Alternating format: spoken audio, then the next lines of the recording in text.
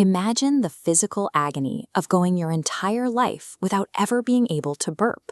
You eat a large meal or drink a soda, and the gas building up inside you has nowhere to go. For people suffering from retrograde cricopharyngeus dysfunction, or RCPD, this is a daily reality.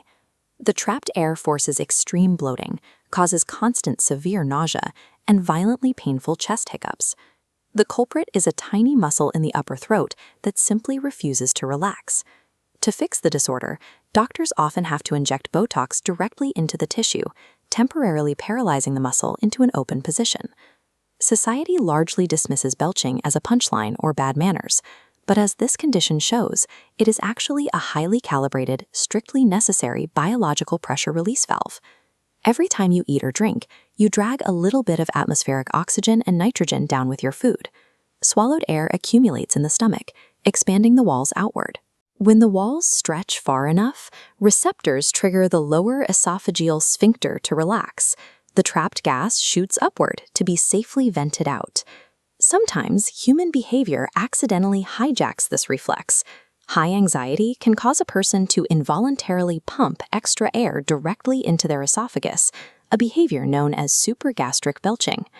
Human biology has largely mastered this internal plumbing for life on Earth, but pushing this reflex into extreme environments breaks the system entirely.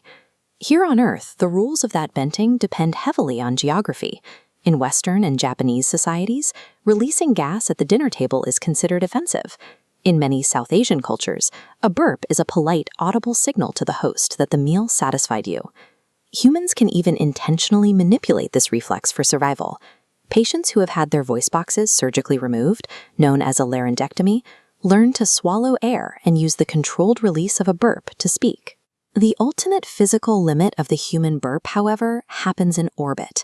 In the microgravity environment of a space station, the mechanics of digestion face a severe physical problem.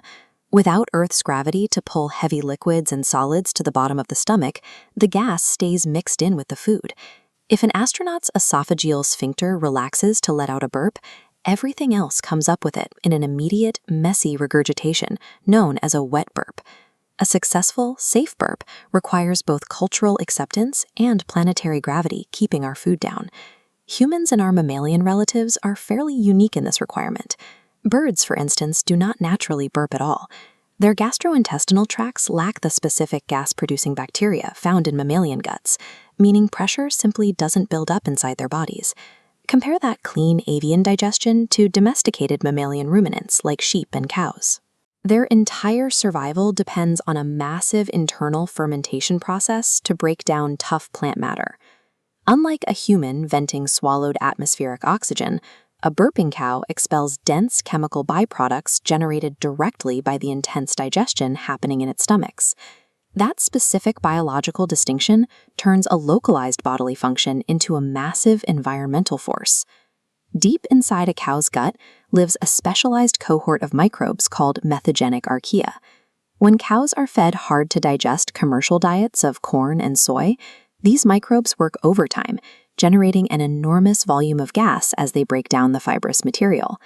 This chart visualizes the true scale of that output. A single lactating cow burps out roughly 322 grams of highly potent methane every single day. Over the course of a year, that scales up to 117 kilograms of greenhouse gas per animal. A massive popular misconception blames the other end of the animal, but 95% of bovine methane is exhaled directly through burps, while only 5% escapes as flatulence. When you look at this chart's layout of global human-driven methane emissions, commercially farmed cows account for an enormous 37% of the total volume.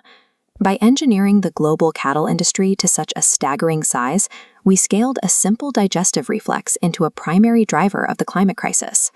The fight to slow global warming now heavily targets the inside of the cow's stomach, with an urgent scientific effort to suppress the ruminant belch.